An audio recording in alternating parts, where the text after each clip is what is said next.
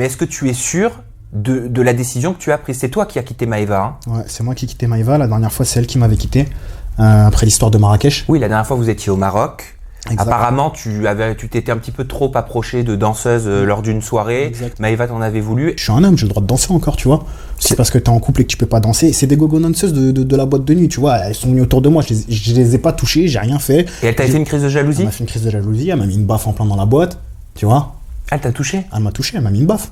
Mais je suis pas une femme, moi, pour me plaindre et me dire blablabli, blablabla, tu vois ce que je veux dire. Tu sais très bien comment je suis, c'est pas du tout mon délire. Mais ouais, elle m'a mis une baffe, elle m'a mis une grosse baffe, mais j'ai rigolé, parce que je la méritais.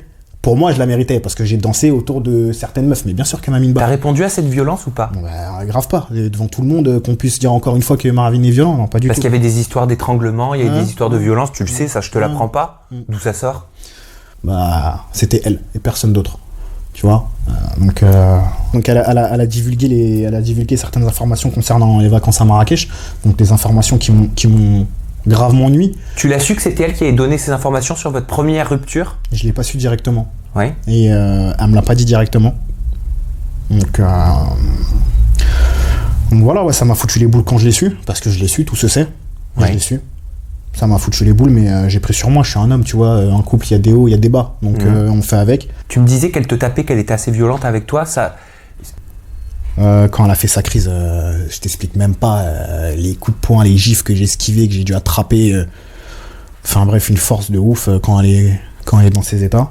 Mais non, sinon c'est pas de la violence, tu as vu, pour moi c'est que dalle, ça pour moi, je vais dire la vérité, je vais choquer des gens, mais pour moi ça fait partie d'un couple, ces conneries-là, tu vois. On a bien vu Nabila, Thomas, et regarde, ils sont encore ensemble, ils vivent le parfait amour, ils sont passionnés. T'as vu, il y en a qui sont prêts à vivre des relations comme ça. Tu vois ce que je veux dire? Mais des relations passionnelles. Des relations passionnelles. Un peu trop. Mais t'as vu, la passion c'est la passion. Et si on vit pas de la passion, on vit de quoi? On va vivre de la mort? Non. La passion, on la vit tant qu'on peut la vivre. Et si on a quelqu'un avec qui la vivre, bah faut la vivre à fond. Tu vois, et pas regretter. Aujourd'hui, je regrette rien. Je cracherai jamais sur elle, mais j'ai mal au cœur, tu vois, parce que... Oui.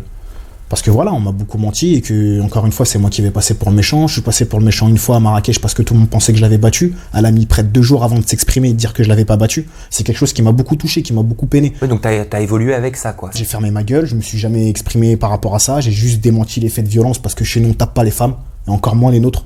Tu vois, moi, ma mère, elle m'a élevé toute seule. Il est hors de question que je touche une femme parce que sinon, je pourrais plus jamais regarder ma mère en face des yeux. Je suis passé une fois pour un connard. Avec la gifle?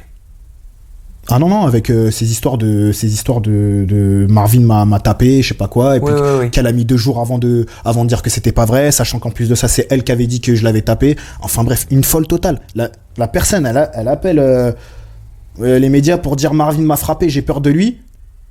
Moi, je suis pas au courant de tout ça, je sais pas c'est qui a raconté ça, je suis en train de chercher la personne qui a raconté ça pour lui faire la peau.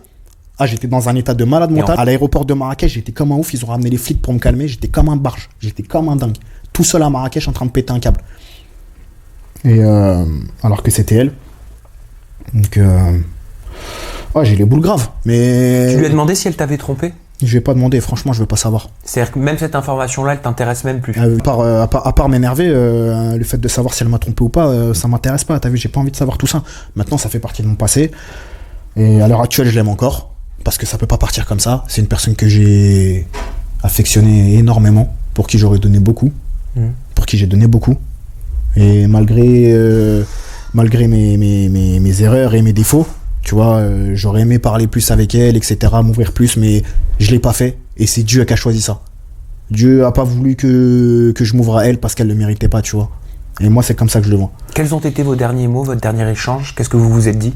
Les derniers mots, je crois que je lui ai lancé un va te faire enculer ou un truc comme ça.